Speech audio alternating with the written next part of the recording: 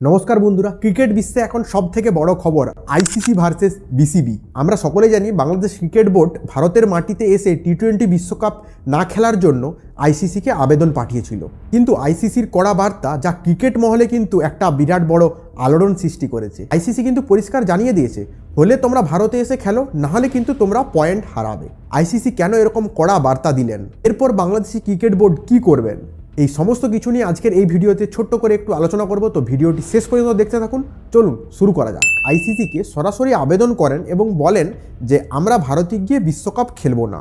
আইসিসির তরফ থেকে জানানো হয় যে ভারতে কোনো নিরাপত্তার ইস্যু নেই, তোমাদেরকে ভারতে এসেই খেলতে হবে, আর তোমরা যদি ভারতে খেলতে না আসো তাহলে তোমাদের পয়েন্ট প্রতিপক্ষ দলকে দিয়ে দেওয়া হবে, অর্থাৎ ওয়াক ওভার দিয়ে দেওয়া হবে।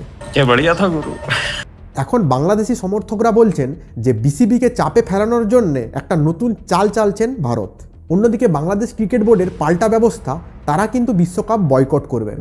এখন বাংলাদেশি সমর্থকরা প্রশ্ন করছে যে পাকিস্তানের জন্য হাইব্রিড মডেল বানানো গেল, আমাদের জন্য কেন বানানো গেল না?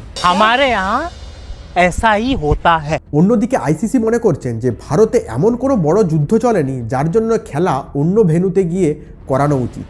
দেখুন, বাংলাদেশ কিন্তু বিশ্বকাপে গ্রুপ সিতে রয়েছে, আর এই টিমে রয়েছে ওয়েস্ট ইন্ডিজ, নেপালের মতো টিম। বাংলাদেশ যদি বিশ্বকাপ না খেলতে আসে তাহলে এই ওয়েস্ট ইন্ডিজ, নেপাল, এই প্রতিপক্ষ দলগুলো ফ্রিতে পয়েন্ট পেয়ে যাবে। বাংলাদেশ এই বিশ্বকাপ থেকে পুরোপুরি ছিটকে যাবে এবং আইসিসির বড় কোনো জরিমানার মুখেও পড়তে পারে। বাংলাদেশি ক্রীড়া উপদেষ্টা আসিফ নজরুলের বক্তব্য, তিনি জানিয়েছেন জাতীয় সম্মান এবং প্লেয়ারদের নিরাপত্তা সবার আগে। কিন্তু আইসিসির এরকম কড়া বার্তা যা বাংলাদেশ ক্রিকেট বোর্ডকে কি সত্যি সত্যি ব্যাকফুটে ঠেলে দিল? শেষ পর্যন্ত আমার মনে হয় বাংলাদেশকে ভারতের মাটিতে এসেই বিশ্বকাপ খেলতে হবে, কারণ আইসিসির বিরুদ্ধে গিয়ে বিশ্বকাপ বয়কট যদি করে তাহলে কিন্তু বাংলাদেশ ক্রিকেট বোর্ডের কিন্তু অনেক বড় ক্ষতি হয়ে যেতে পারে। তবে এখন প্রশ্ন হচ্ছে, বিসিবি কি শেষ মুভমেন্টে কোনো বড় চমক দেখাবে, নাকি ভারত সফরে নিরাপত্তা নিয়ে আইসিসির কাছে এক বিশেষ গ্যারেন্টি আদায় করবে? এরপর আসি এই বিশ্বকাপে ব্রডকাস্টারদের গুঞ্জন নিয়ে। কিছুদিন আগেই গুজব উঠেছিল যে আর্থিক ক্ষতির কারণে জিও বা রিলায়েন্স এই কোম্পানি এই টি-20 বিশ্বকাপের ব্রডকাস্টিং তারা করতে পারবে না। কিন্তু আইসিসি পরিষ্কার জানিয়ে দিয়েছে 2026 সালের এই টি-20 বিশ্বকাপের মেন ব্রডকাস্টার জিও হটস্টার। হ্যাঁ, আপনারা ঠিকই শুনছেন, এই বিশ্বকাপের অফিসিয়াল পার্টনার জিও হটস্টার।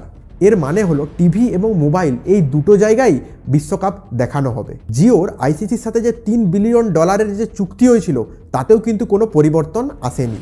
এখন প্রশ্ন হলো, ডিজিটাল প্ল্যাটফর্মে মানে মোবাইলে খেলা কি ফ্রিতে দেখা যাবে, না সাবস্ক্রিপশনের জন্য আমাদেরকে পে করতে হবে? তবে গত কয়েক বছরের ট্রেন্ড অনুযায়ী বড় কোনো চমক আসতে পারে বলে সবাই মনে করছে। তো বন্ধুরা, আপনারা কতটা এক্সাইটেড এই 2026 সালের টি-20 বিশ্বকাপ নিয়ে? ভারত কি পারবে ভারতের মাটিতে আরও একবার বিশ্ব চ্যাম্পিয়ন হয়ে উঠতে? তো আপনাদের মতামত কমেন্টে জানান। ভিডিওটি ভালো লেগে থাকলে একটা লাইক ও সাবস্ক্রাইব করে যাবেন। দেখা হবে পরের একটি ভিডিওতে। জয় হিন্দ।